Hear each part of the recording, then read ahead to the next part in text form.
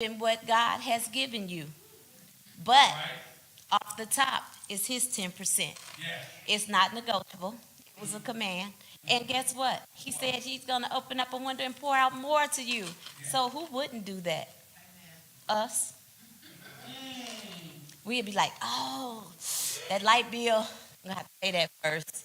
And then I'm going to have, oh, but I ate out at Gibson's. And then I got to do this.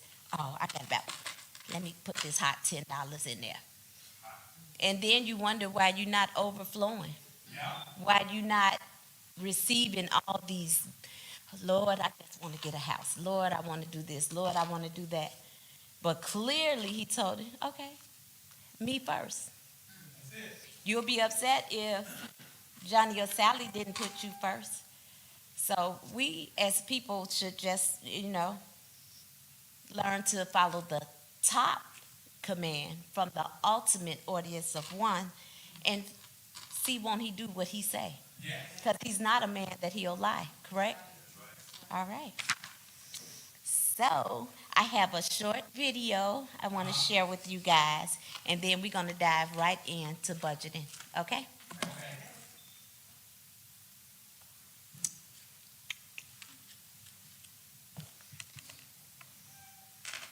You guys will be amazed. It's going to be 5 easy steps that will teach us to consistently do this. And once you do things over and over again, it could become a habit. A long time ago, I did a fast, and I gave up putting sugar and cream in my coffee. And that was probably maybe 2 or 3 years ago. And to this day, I only drink black coffee. And it was a 21-day fast. 21 days can become a habit. Who wouldn't want a habit that's going to pour into you just from 10% that doesn't change? And imagine, yes. So we're going to watch this quick video from Dave Ramsey about 5 financial peace steps, okay? It'll be coming up real soon.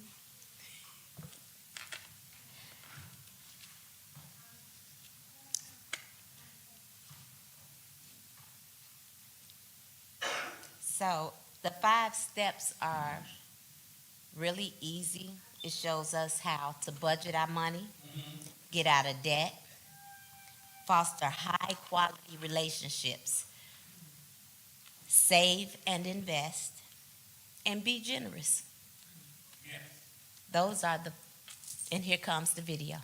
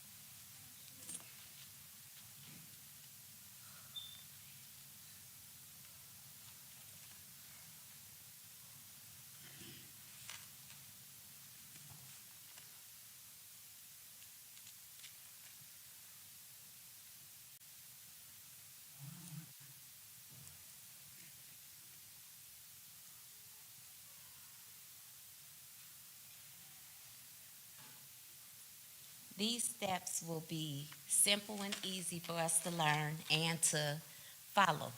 It's just being disciplined to what you're doing and how you're doing it and staying on course, like staying focused and being diligent to the things that you're doing. If you want to go on a trip or a vacation, you're going to diligently save toward it. You're going to diligently make sure that you're doing whatever outfit you want to get in for that birthday. You're going to diligently exercise or eat right or different things to get in that outfit for that trip. So why not want to be financially secure? And financial peace is a peace with God and yourself, and then living off the 80. Mhm.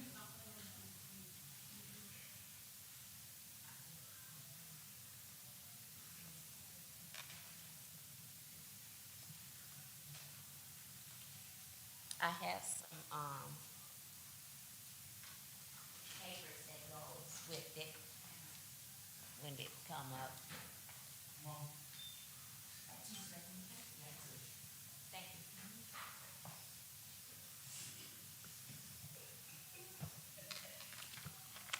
you. So my goal tonight is gonna help us get to a financial peace where we're able to budget and save for ourselves. And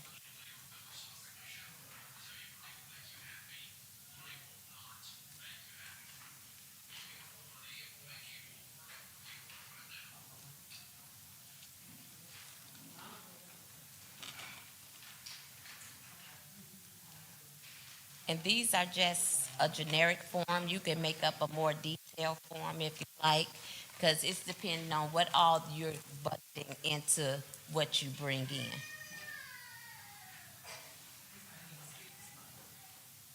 Okay. Oh, you gonna start it over? Okay.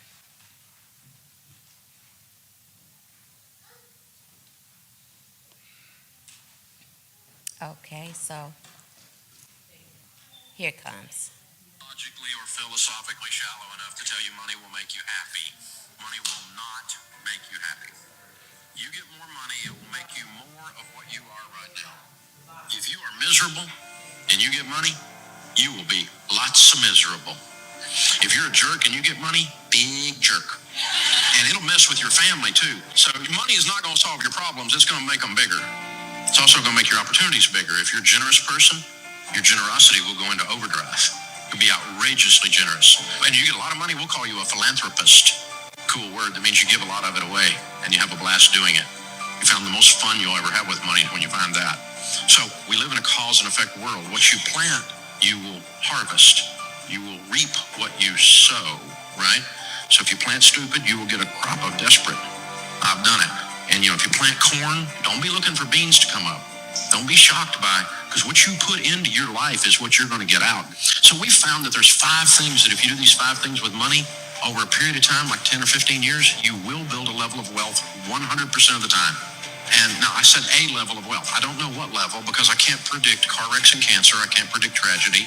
And I don't know what your income will be. But if you're working and you do these 5 things, you will build a level of wealth 100% of the time. And this is not some prosperity thing, and it's not mystical or magical. When I cover these 5 things, they're all common sense. But common sense is so rare now, it's like having a superpower. So let's look at the 5. The first one is get on a budget. A written plan. You have to do a budget on paper, on purpose, before the month begins, every month. If you work for a company called You Incorporated and you manage money for You Incorporated, the way you manage money for you now, would you fire you? Don't answer that. We misbehave with money, and so we're disorganized. We don't have a plan. Nothing's written down. Decide. The interesting thing about each one of these principles is you can just decide today to do them. I had a guy working for me, and he was not doing his process right, and I sat down, I said, this is what you need to do. And he goes, well, it's not the way I do it. And I said, change. And he said, well, I'm not like you. And I said, change. You can decide today to be good at this or leave. You can decide. You can decide to do a budget today. Get out a yellow pad or go free budget online, everydollar.com. You can decide today. I'm going to start managing money well today. Because you're going to keep getting what you've been getting if you keep doing what you've been doing. You know this, right? Sowing and reaping. And the second one is you need to get out of debt. Now, we know this one. You knew Dave Ramsey was going to talk about getting out of debt because you know the Bible says the borrower is slave to the lender. It's real. Now, here's the deal. Think about this. Your most powerful wealth building tool is your income. Let me show you what slavery looks like. This week, they came out with new data that shows that the average car payment in America today, according to the National Auto Dealers Association, is $499. That's dangerously close to $500. You take $500 a month and invest it from age 30 to age 70 in a decent growth stock mutual fund, you'll have $5.6 million. That's what a car payment costs you. So who'd you make rich? General Motors, Ford, Lexus, I don't know, Toyota, who was it? You made somebody rich. It wasn't you. And you're driving along in something you can't afford, scratching your head and wondering why your kid's college fund isn't funded. Because we're giving it all to somebody else. And they have nicer furniture in their building, have you noticed? Something's going on here, guys. You know, and some people in here got a student loan that's been around so long you think it's a pet. You got MasterCard in your life. I mean, it's hard to be a slave if you don't have a master, so you might as well. We've discovered bondage and American distress. And it just keeps going and going. And I've done it too, y'all. I'm not picking on anybody. I'm just saying, here's the deal. Think about this. What if you had no payments? Can't even get my head around that. Well, you're always going to have a car payment. You know, I hear people say that. Little man can't get ahead. You're always going to have a car payment, so drive something nice. YOLO. Right? Which, by the way, is addressed in Proverbs. It says fool right after that. See, these are how we talk when we're losing. You know, you can't get ahead. I sure hope we can elect a president who will fix my life. Not going to happen. Neither one of them got the goods, I'll just tell you. You're in charge of your life. It's the only one that's going to work. And that's what changes. So how do you get out of debt? Well, you have to decide to not borrow anymore. That's the first step, isn't it? We had plastic surgery at our house. Had a plastectomy. Decided we're not borrowing money anymore. MasterCard. Capital One. What's in your wallet? Money. You're weird, Dave. You're right. And I'm not broke anymore either. I decided I'm living like this. I hadn't had a credit card in 30 years. You don't have a credit card? I don't have a credit card. That's my wallet. It's got green presidents' faces. And it's got 4 pieces of plastic in here, 2 debit cards, one on my business, one on my personal account, which will do everything your stupid credit card will do. I travel more than any 2 you put together. Shut up. It works, okay? Dave, you're not getting airline miles. Yeah, I've met a lot of millionaires, and none of them said, Dave, you know, I made it all on my airline miles. I hadn't heard that one, so I got a driver's license and my handgun carry permit. The third thing, once you're out of debt, then you need to be careful to foster high-quality relationships. What's that got to do with money? Everything. There's a huge correlation for those that build wealth and who they hang around with. Because you become who you hang around with. Have you noticed that? You don't let your kids hang around with little juvenile delinquents, right? If little Johnny down the street's a weed head, you don't let your kid run with little Johnny because you know you're going to have a weed head in your house, right? We know this, so they come home with that mouth on them, and you're going, where'd you learn that? I'll get you knocked in the next week in this house. Where'd you think you could get away with that? I'll take you out and make another one look just like you. You know, I mean, it's because they're hanging out with little Johnny, right? You know what happens. We're the same way, y'all. We're the same way. You talk like the people you hang around with. You read the books they talk about. If you don't read and all your friends watch The Bachelor, well, here's a clue, okay? Here's what's going on. If this is all you know about is reality TV that's not a reality, probably we need to change our diet, you know? Read a book. And so Charlie Tremendous Jones said 5 years from today, you'll be the same person you are today, except for the books you read and the people you meet. Don't be deceived. Evil company corrupts good habits. And do you know this? The studies have shown that over a 10-year period of time that your income will become within 10 to 20% of the average of your 10 closest friends' income. Because you have the same habits they've got. You have the same diet into yourself that they've got. You'll have it. You can't stop yourself from doing it. You will become who you hang around with. And all the studies show that we have a tendency. Now, that's not to say I'm some kind of snob and I don't have any friends that aren't rich friends. Not that at all. I have lots of friends, but my closest hangs are people I want to be like. That's my closest ones. Now, I'll talk to anybody. But like when our daughters were growing up, they're grown and married to wonderful men now. But, you know, they're in high school and they're wanting to go on a date. We didn't do missionary dating. You don't get to date little Johnny the weed head and lead him to Jesus. That's not going to work. Okay?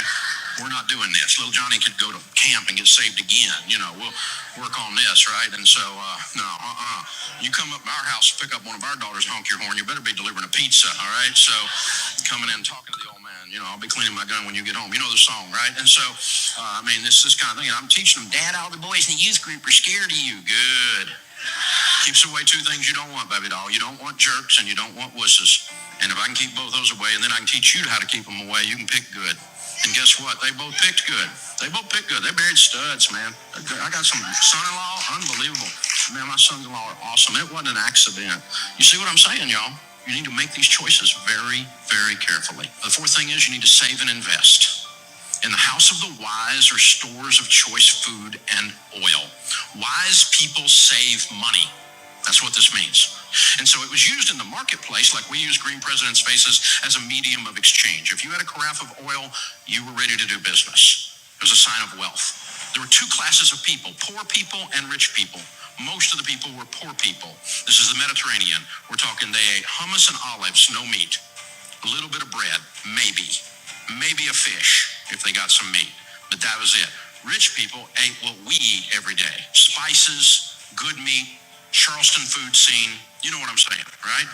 Cooking it up right. That's fine food. Stores of choice food and oil. Choice food and oil are symbols of wealth. So let's read that again. In the house of the wise are stores of money. By the way, the rest of that one says, and a foolish man devours all he has. If you spend everything you make, the Bible just called you a fool again. I've been a fool. Call me a fool too. And I decided to change. Wise people save money. Why? Well, to start with, we save for an emergency, right? Grandma said it. She said save for a rainy day. It's going to rain. You're going to have a car wreck. You're going to lose your job.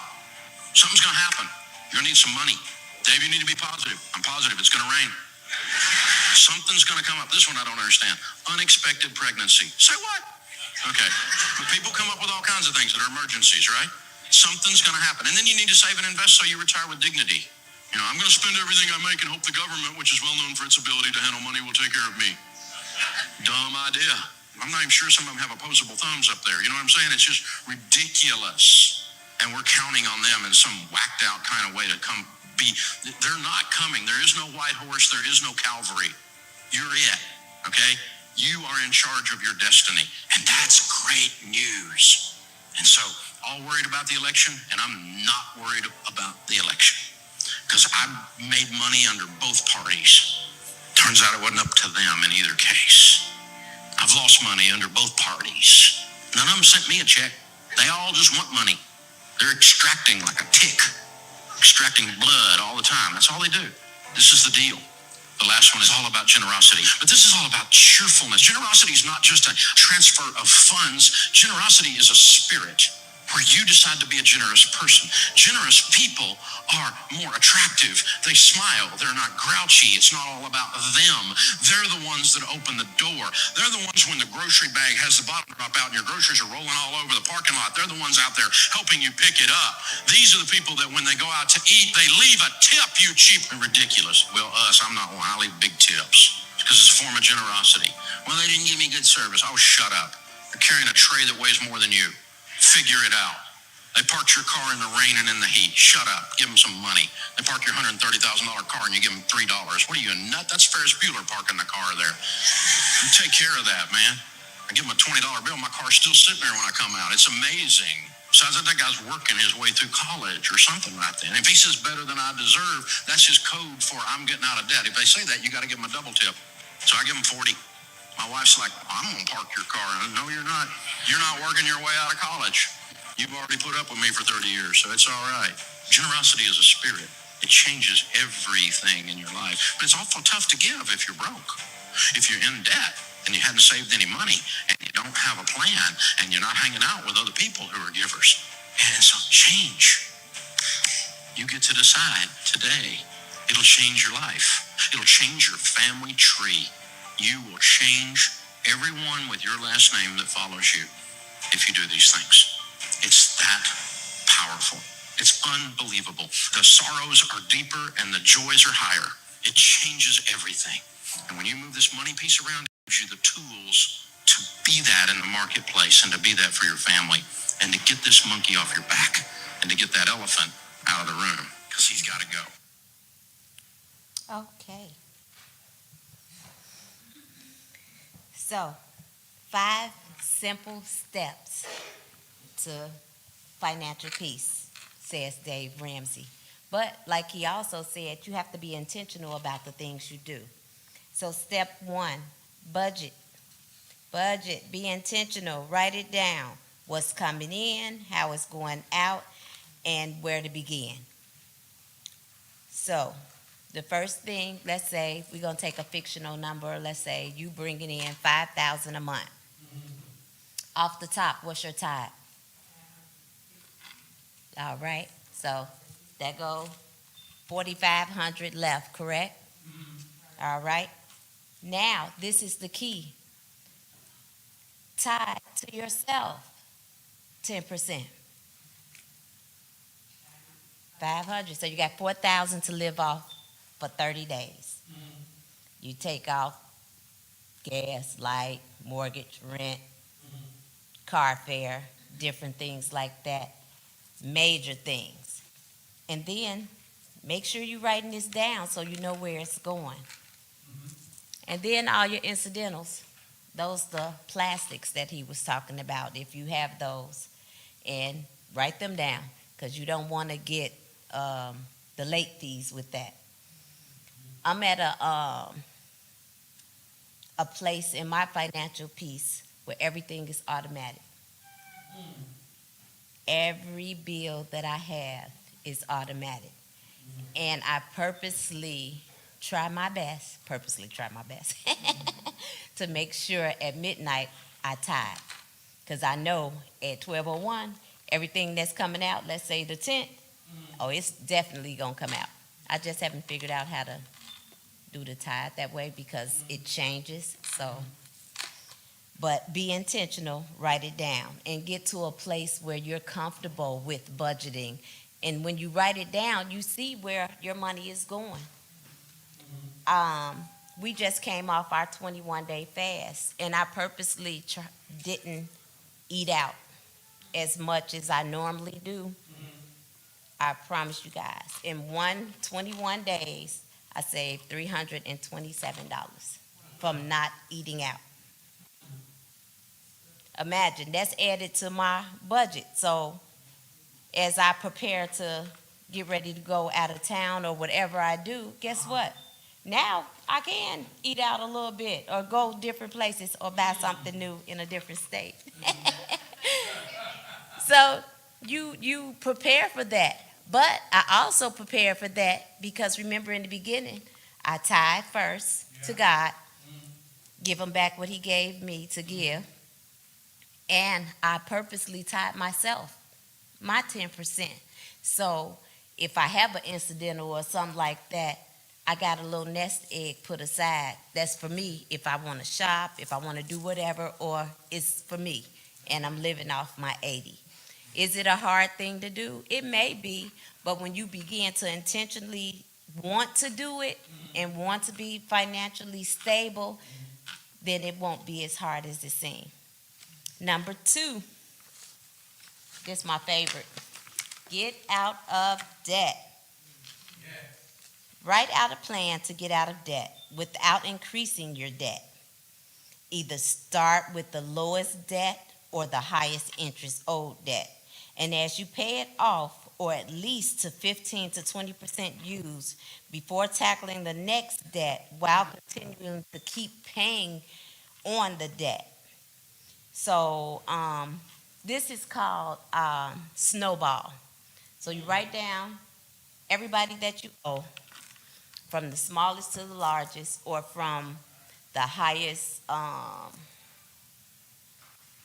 interest to the lowest, and begin to pay them off. Like if you normally pay them, let's say it's a $500 card. That's a good number. If you normally give them their regular monthly payment, let's say it's $30, you're going to have a $500 card for a very long time. Look at how much interest it is and how much you can add on to that to knock the interest and the payment off. And begin to do that with the high yield cards or the small debt cards to knock them out. And as you knock them off, then add more to another debt that you may have to begin to knock them off. But remember, the key to that is without increasing your debt on another card or another loan or something like that. So begin to start writing them out monthly. And then write it down. And I don't know if you guys are like me, but I get excited when I pay something off. Like, whoop, it's out of there. It's just like when you potty train a child. No more diapers. It's like a load off of you. Now, when you knock them off and start getting rid of them, don't increase another one because you knocked one off and you're like, oh, let me go and get this purse or something like that. Try not to increase your debt, but slowly begin to pay it off, or rapidly if you can. Number 3, might not seem as important to some people, but Who you hang with is how you spend, eat, or exercise, or whatever. Your, what pastor call it, circle. I think that's it. Your circle is more than likely a reflection of you. So, and you want to learn from people. You don't want to be the one that's pouring into somebody all the time. Let somebody, pour into you effectively. You want to be efficient in the things that you're doing and helping people, but you also want to receive some help. So don't always be the giver in your circle. My circle is from the girl around the block to the girl that works for the government. So it's all stages of us, and we help each other. We talk to each other. We read books together, believe it or not. And we do things together. But we're all at a stage where we know, need to knock this debt off, start making that portfolio look a little better. And it helps because potentially somebody may want to be a home owner and not a renter. And when you go, you want to get the best quality of whatever you're going to buy. But you want to be able to go in there with a down payment that's going to almost knock it out. So begin to foster high quality relationships as you pay down that debt. Number 4, save and invest. So get professional help. If you don't know what you're doing, get somebody that do. Get them to help you or show you how to save or how to invest. How to invest properly and to save. So it's simple. If you don't know how to do it, just like if you don't know how to assemble, let's say, a shelf, you're going to get somebody to know how to do it, or you're going to take your time and read to learn how to do it. Simple as that. Save and invest. And be generous. Our goal is to raise $3 million in 5 years or less. Imagine if you successfully is tithing, you're living off your 80% tithing to yourself. Watch your change. Because we always want to do things above and beyond and listen to God first. Yeah. So be a tither, do offering, and be generous. The last part is, it went faster than I thought. I'm so nervous. So I have a few more papers.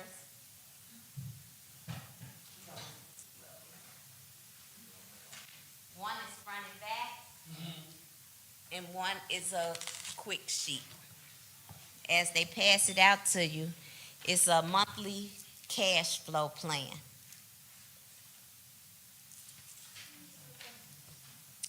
So, on this paper, it's going to tell you about every single dollar of your income should be allocated to some category on this form.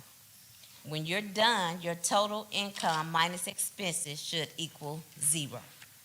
So, if you're tithing to yourself, saving and investing, groceries, bills, whatever it is, by the time you allocate all your money for, let's say, 1 month, you should be at 0 at the end.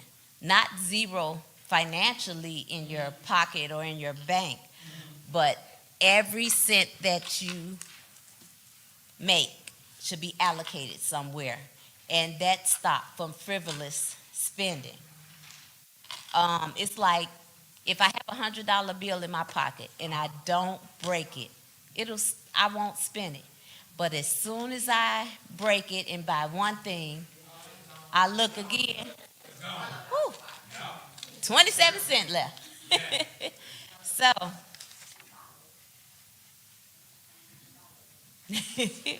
on the back of this form, it has another budget that actually came with the financial piece thing. And it's just telling you to allocate exactly where everything is going, what you actually got in, what the totals was, and what you actually spent. So, let's see. yes, this budget is long, it's really long. We do that so that we can list practically everything and every expense imaginable on this form to prevent you from forgetting something. Don't expect to put something on every line. Just use the ones that is relevant or specific to you. So if you begin with your budget, that's what you bring in. And then let's see your charitable gift, which is considered the tithe, your savings, if you have an emergency fund, retirement fund, college fund, and then it goes down to your house, your utilities, food, groceries, transportation, gas, oil, repairs, tire, car insurance, should have medical insurance on there, vision, dental, all that. Whatever applies to you that is coming out of your gross, not your net, your gross. So when you get either a digital or a paper check, it shows you what you worked, how much you made, what you want to bring home, and everything that come out of it from taxes, medical, dental, vision, life insurance, whatever it is. List all that down there as they do on your check stub. This is showing you exactly what you made and then what's coming out of it. Then at the end of it, it should be zero because you've tied to yourself, you budgeted out every bill that you have and all your expenses. If you notice, I keep saying tied to yourself because you're going to do your 10% to God and then 10% to yourself.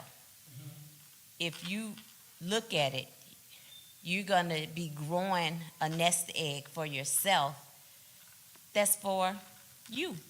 So whatever you decide to do with it, that's yours. And it's possible to live off the 80%. If we begin to minus some of the things that we do that's may not be a necessity, but you have that 10% that you've tied it to yourself that I don't feel like cooking this day, then you can go out because you made provision for that. And that's the goal in budgeting. You make provisions for the things that are important, which is tithing to God. That's first. And then to yourself, and then living off the rest. So,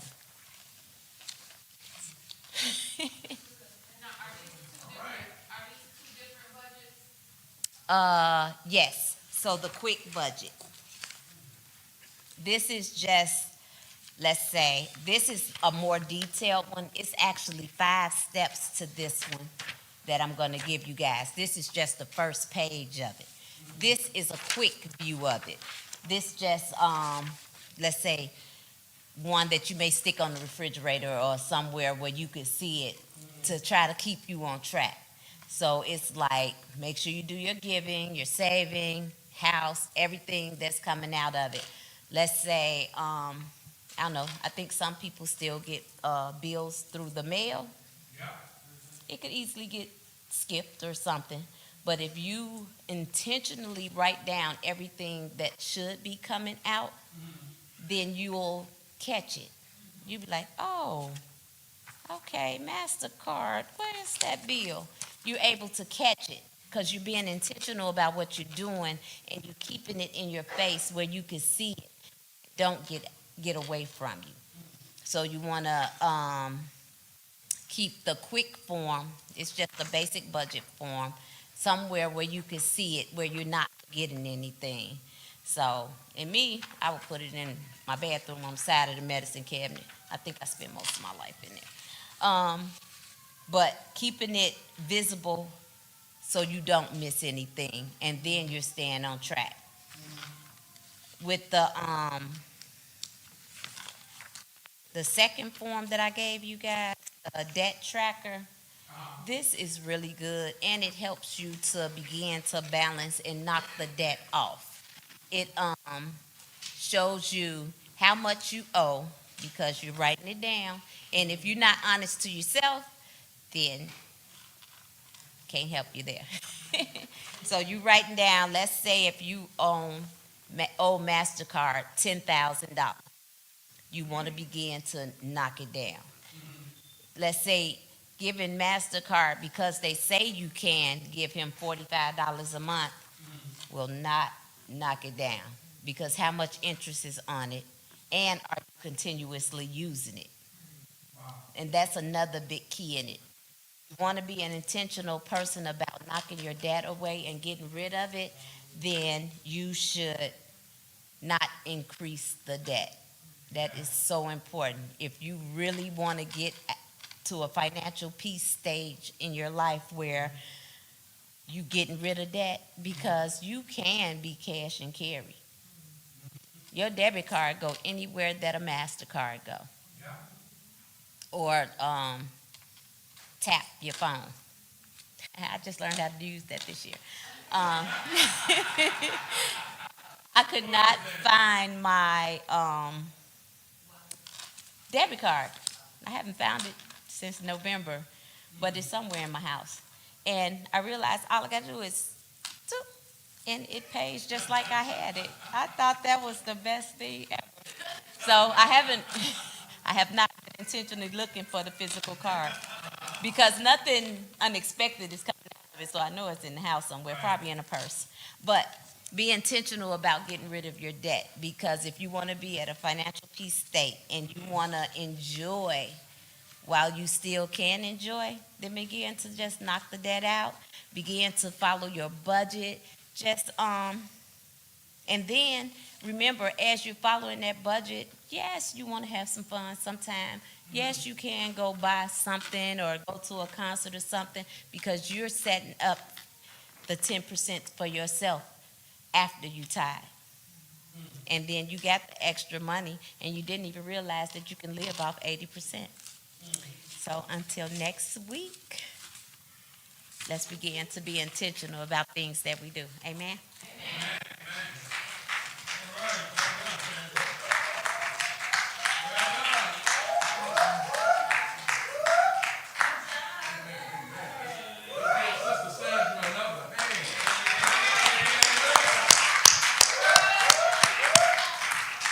Hey, I think she's a natural behind this podium here. She gave us some great nuggets that's going to help us to get to financial peace. And we just think that you're willing for God to use you to help us to be better stewards with our money. Well, it ain't really our money, right? It's a resource that God has given us to use, but he just gave us stewardship over it, and it's up to you on if you're going to be broke or not. Ain't that right? Anybody broke? Well, hey, don't claim it. You're not broke. You're not broke. But these are lessons. I like to say these are lessons that's going to help us to be where God needs us to be. Amen. Like I said, we got goals. We got a vision for New Memorial, and you may have a vision for your own life. And the only way that vision is going to work if you give God his first. Amen. Amen. Heavenly Father, we thank you for these lessons on financial peace. God, we thank you. We ask that you make us smart and wise with the